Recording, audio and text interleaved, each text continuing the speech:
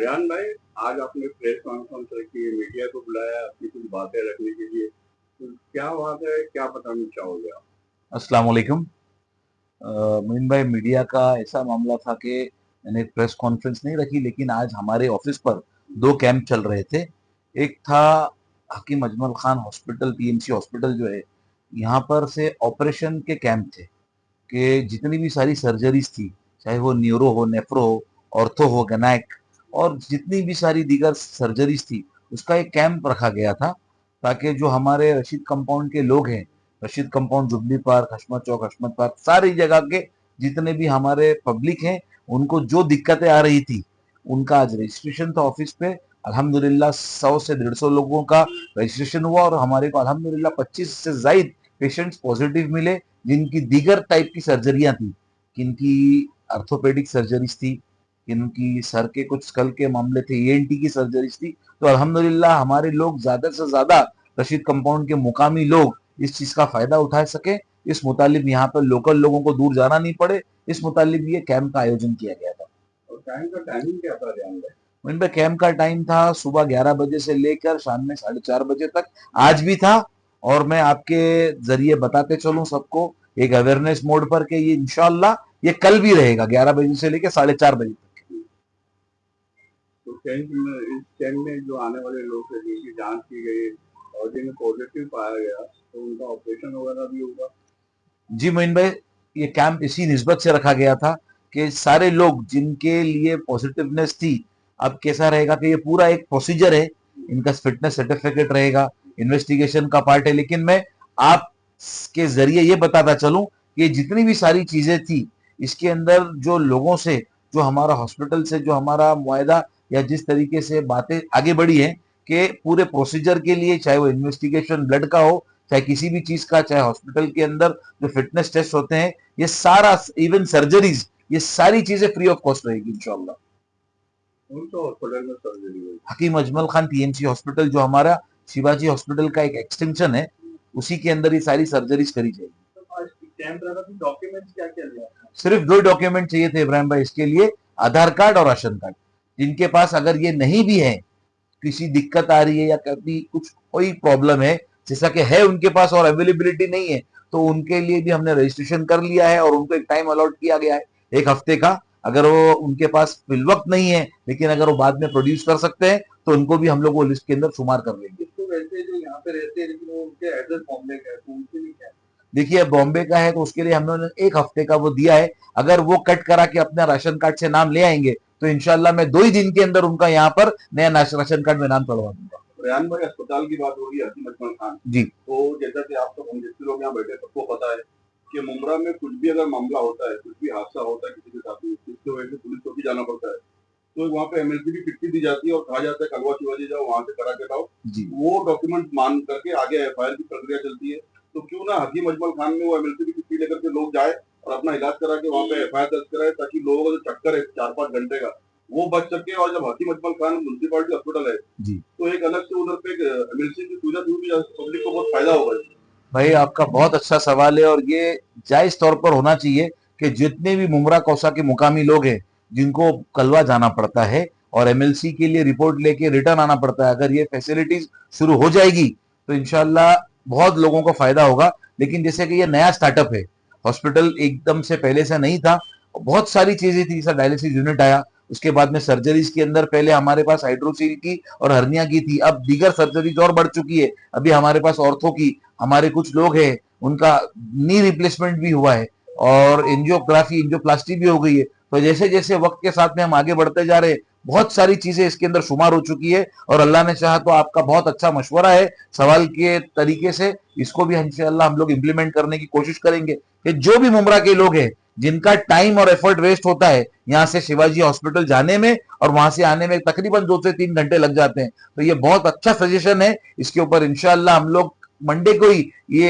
एक इसको पूरा प्रस्ताव बनाकर इंशाल्लाह हम लोग कमिश्नर साहब से मिलेंगे और ये उनको एक रिक्वेस्ट करेंगे कि सर, अगर वो चीज उसका एक्सटेंशन होने के बावजूद यहाँ पर नहीं है, तो वो फैसिलिटी भी स्टार्ट करी जाए इंशाल्लाह।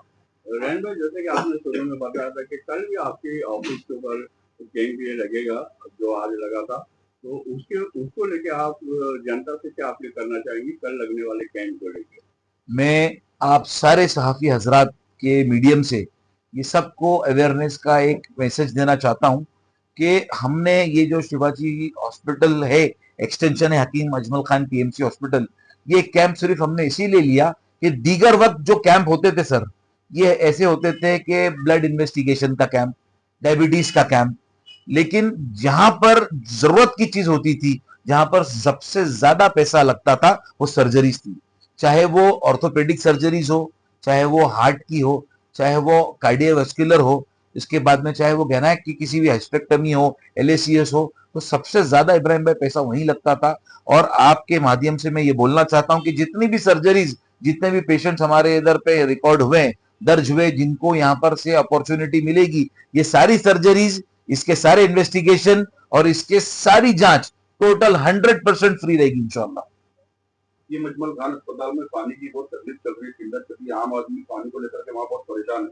और जिसकी आप अभी ये करवाए, मेडिकल कैंप अरेंज करवाया आपने, लोगों को फायदा होगा, लेकिन जब बेसिक सुविधा ही उसमें उपलब्ध नहीं है तो कहाँ करके फायदा करेंगे आप? और उसकी मांग करके वो पानी की दुविधा जो चल रही है उसको खत्म क्यों नहीं करवाते? देखिए, रशीद कंपाउंड का एक इलाका है, मैं जहां तक के पानी का, तो बहुत सारी चीजें आहिस्ते आहिस्ते आहिस्ते आहिस्ते यहाँ पर मुकम्मल हो गई। पानी की भी दिक्कत मेरे काफी प्रभाग में थी, लेकिन अल्हम्दुलिल्लाह अल्लाह के करम से रफ्ता रफ्ता ये चीजों पे कंट्रोल आया। अब एक हॉस्पिटल का जो मामला है, यहाँ पर हमें भी, हमारे भी कान पे आता है कि टैंकरों से पानी आ रहा है, पानी जो जितना लगना चाहिए, जितनी जरूरत है, उतना मुहैया नहीं किया जा रहा है कॉरपोरेशन द्वारा। तो इंशाल्लाह जैसा आपने बताया, इसके अंदर भी काम करने की मैं कोशिश करूंगा। और जो जिम्मेदार हमारे अधिकारी है, जो हमारे मुमरा प्रभाग समिति के एग्जीक्यूटिव वाटर के इंजीनियर है कुलकर्णी साहब, उनके माध्यम से और सारे लोगों के माध्यम से इंशाल्लाह ये आवाज और ये जो जरूरत की चीज है, क्योंकि पानी एक बुनियादी जरूरत है, और इंशाल्लाह इसको भी करके पानी की पूर्ति करी जाएगी इंशाल्लाह। रियाज भाई, आज आपने कुछ वैकेंसी भी निकाला है, बता रहे थे कि कुछ नौकरी भी दे रहे हैं नौजवानों को, तो उसके बारे में क्या कहना चाहिए? एक ब्लिंकिट नाम की कंपनी है कोनी गांव में, उनके पास जॉब अपॉर्चुनिटीज थी, और उसके क्राइटेरिया जैसा कि जॉब कैंप और रोजगार मिले तो बहुत लगते हैं, लेकिन उसके अंदर बहुत सारे क्राइटेरियाज होते हैं कि कहाँ पर ग्रेजुएशन कंपलसरी होता है, 12th कंपलसरी होता है। तो ये सर कंपनी के अंदर ऐसा था कि आदमी अगर उसको सिर्फ पढ़ना ही आता है, जैसा कि हम लोग आज के व्हाट्सएप चैटिंग होती है, जैसा हमारा मैसेजेस आदमी टाइप करता है या पढ़ लेता है, तो अगर उतना भी वो पढ़ के एलिजिबल है तो उसको जॉब मिल जाएगा, उसको काम करने का मौका मिल जाएगा। पिकअप एंड ड्रॉप फैसिलिटी थी ब्लिंकिट कंपनी की तरफ से, वहां पर 10 रुपए में पेट भर कर खाना था दोपहर का, ओवर टाइम की फैसिलिटी थी, और जो एम्प्लॉय वहां पर लग जाता है, जो सिलेक्ट हो जाता है, उनकी और उनके बच्चों के लिए मेडिकल फैसिलिटीज का भी उन्होंने जिम्मा उठाया था। तो एक बहुत अच्छा अपॉर्चुनिटी था।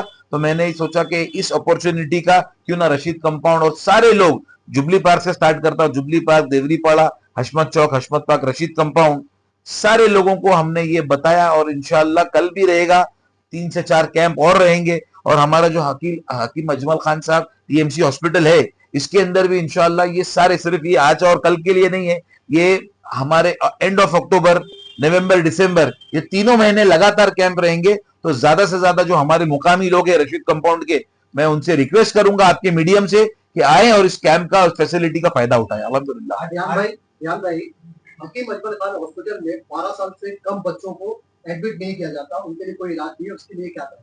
सर मुझे भी ये चीज का इल्म है, लेकिन जो पीडियाट्रिक सर्विसेज है या जो फैकल्टी है, वो पूरी तरीके से एक्टिवेट नहीं है।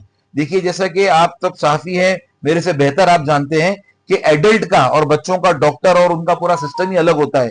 लेकिन ये भी बहुत बुनियादी जरूरत है मुमरा शहर की, हमारे मुमरा कौसा की, और इसके ऊपर भी हमें संज्ञान लेना पड़ेगा। और सारी चीजें जो हम आज, हमारी फैसिलिटी हमारे हॉस्पिटल में अवेलेबल नहीं है, जैसे भाई ने बताया, और दीगर चीजें, इस पे एमएलसी का एक मामला आया, एक हमारा डेथ सर्टिफिकेट का मामला आया, ये सारी चीजें हैं, वो हमको सारी रफ्ता रफ्ता इस बुनियादी सहूलतों को शुरू करवाना पड़ेगा। सर, मुमरा में जो बढ़ते ड्रग्स की प्रॉब्लम है, आजकल जो यंग यूथ है वो ड्रग्स की वजह से एजुकेशन को ना ध्यान देकर कहीं और पे जा रहे हैं, तो ड्रग्स को रोकने के लिए क्या आपने कुछ अवेयरनेस प्रोग्राम चलाया? सर आपका थोड़ा सा सवाल में मैं चेंज चाहूंगा। अगर बच्चा एजुकेशन से टिल्ट हो जाएगा तो वो ड्रग्स की तरफ जाएगा, अगर वो एम्प्लॉयमेंट से टिल्ट हो जाएगा, यानी बेरोजगारी का मादा अगर बढ़ जाएगा, तो वो ड्रग्स की तरफ जाएगा। आपकी बात सही है कि हमारे यहाँ पर ड्रग्स का प्रॉब्लम है और उसके हल करने के लिए हमने बहुत सारी दीगरें कोशिश भी करी, लेकिन आपको ये फैक्ट बताना पड़ेगा, मुझे और आपको दोनों को एक्सेप्ट करना पड़ेगा कि ये प्रॉब्लम है और हमने इसके ऊपर बहुत तरीके से काम किया। अभी भी हमने सीनियर साहब से मिलके इससे गुजारिश करी कि जिस जिस इलाकों में और जिन जिन इलाकों में हमने उसको नोटिफाई किया है उनको संज्ञान में लेते हुए हमने लेटर के द्वारा, रिक्वेस्ट के द्वारा किया है। लेकिन क्या ये प्रॉब्लम जो है ये वन वे प्रॉब्लम नहीं है, ये दोनों तरीके से होना चाहिए। इसके अंदर सबसे बड़ा रोल अवेयरनेस और वालिदैन का है। देखिए, आप अगर आए रशीद कंपाउंड में देखें तो एक इब्राहिम भाई, ज्यादातर हम लोग सब यहाँ के मुकामी लोग हैं, तो एक अवेयरनेस ये भी होना चाहिए कि मेरा बच्चा, मैं अपनी बात करता हूं दूसरों की तनकीद नहीं करते हुए, कि मेरे बच्चे किस वक्त क्या कर रहे हैं। 10 बजे, 11 बजे, भाई 12 बजे भी बच्चे नीचे ही है, रिक्शा के अंदर क्या कर रहे हैं वालिदैन पूछ रहे तो बोले नीचे बैठा हूं। तो यहां पर से ये चीज आती है कि वो बच्चा नीचे बैठे बैठे अचानक से कब गलत रास्ते पे चले जाता है मालूम नहीं पड़ता। तो अवेयरनेस सबसे पहले हमारे वालिदैन की होना चाहिए। देखिए, हर आज बिल्डिंग, ऐसी कोई बिल्डिंग अचूकी नहीं है जिसके अंदर कोई एक ड्रग वाला बच्चा नहीं है। तो हमें फिक्र ये करनी पड़ेगी कि हमारी सोसाइटी के अंदर ये क्यों हो रहा है कि बच्चे ज्यादा से ज्यादा रुजू ड्रग्स की तरफ हो रहे हैं। तो इसका मेरे को जो कॉज समझ में आ रहा है, अनएम्प्लॉयमेंट और लैक ऑफ एजुकेशन। इंशाल्लाह इस पे भी काम हो रहा है और अल्लाह ने चाहा तो हम ये इसको बंद करने की पुरजोर कोशिश करेंगे यार इंशाल्लाह। भाई, जब ये